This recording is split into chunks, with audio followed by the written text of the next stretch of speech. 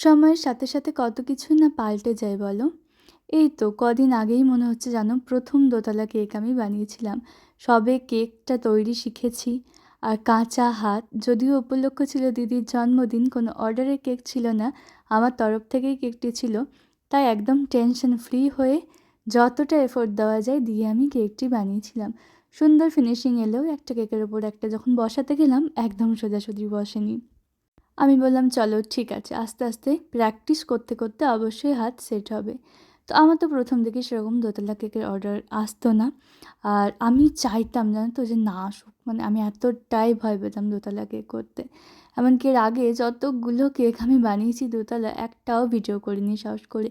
এত বেশি মনোযোগ আমি কেকটা তৈরিতে দিতাম যে ভিডিও করার কথা আমার খেয়াল থাকতোই না।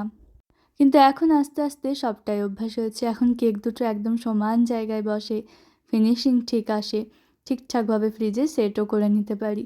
আর সঙ্গে এই তো ক্যামেরাও অন রাখতে পারি, যার জন্য আজকের ভিডিওটা তোমাদের সাথে আমি শেয়ার করতে পারছি।